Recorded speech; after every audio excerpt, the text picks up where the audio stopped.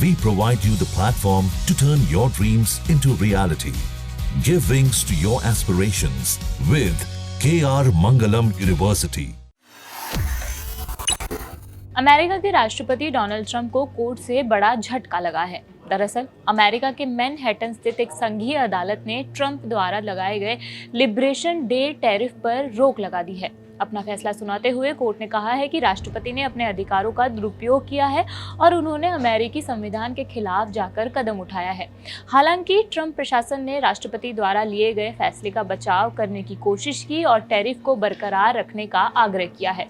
Trump प्रशासन ने court में दलील दी है कि इस मामले में कानूनी झटके से चीन के साथ असमान व्यापार संघर्ष की दिशा को बदल सकता है और हाल ही में भारत पाकिस्तान के बीच हुए सीज फायर को समाप्त भी कर सकता है।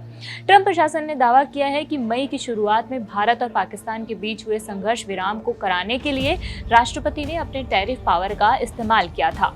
ट्रंप प्रशासन के अधिकारियों ने कोर्ट को बताया कि कई देशों के साथ टैरिफ के संबंध में व्यापार को लेकर बातचीत चल रही है और व्यापार सौदों को अंतिम रूप देने की अंतिम तिथि 7 जुलाई है। हालांकि कोर्ट ने ट्रंप प्रशासन द्वारा की गई दलीलों को खारिज कर दिया और कोर्ट ऑफ इंटरनेशनल ट्रेड की 3 जजों की बेंच ने कहा है कि अमेरिकी संविधान के अनुसार विदेशी देशों के साथ व्यापार नियंत्रित करने का अधिकार केवल अमेरिकी कांग्रेस यानी कि संसद के पास है, न कि राष्ट्रपति के पास।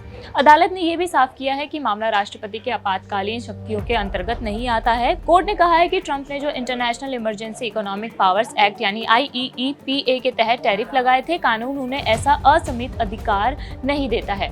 जजों ने क्या अपने आदेश में कहा वो बता देते हैं। राष्ट्रपति द्वारा टैरिफ लगाने का यह दावा, जिसकी कोई समय या दायरे की सीमा नहीं है, कानून के तहत दिए गए अधिकार से कहीं आगे बढ़ता है। यह टैरिफ गैर कानूनी है। टैरिफ लगाने का अधिकार अमेरिकी संविधान के अनुसार संसद यानी कांग्रेस को है, न कि राष्ट्रपति को। केवल असाधारण आपात स्थिति में ही राष्ट्रपति को सीमित अधिकार मिलते हैं, लेकिन ट्रंप के मामलों में ऐसा कोई वैध आपातकाल नहीं था। ट्रंप प्रशासन ने क्या दलील दी थी वो भी आपको बता देते हैं।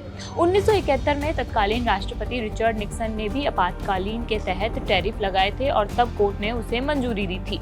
राष्ट्रपति की आपात स्थिति घोषित करने की वैधता तय करना अदालत का नहीं बल्कि कांग्रेस का अधिकार है।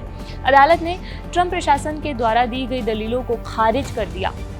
ट्रंप टैरिफ क्या है अब वो भी आपको बता देते हैं। अमेरिकी कमांडर इन चीफ ने 2 अप्रैल को अमेरिका के अधिकांश व्यापारिक साझेदारों पर 10% की आधार रेखा के साथ टैरिफ की घोषणा की थी।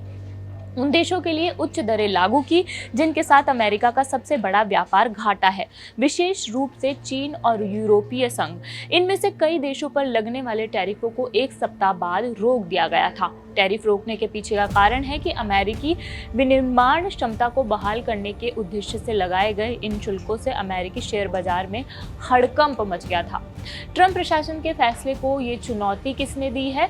एक मामला छोटे व्यापारियों के समूह द्वारा दायर किया गया था। दूसरा मामला 12 डेमोक्रेटिक अटॉर्नी जनरल्स द्वारा दायर किया गया था। इसके साथ उनका कहना था कि ट्रंप ने जिस कानून IEEPA का सहारा लिया है वह उन्हें दुनिया भर में एक साथ टैरिफ लगाने का अधिकार नहीं देता है।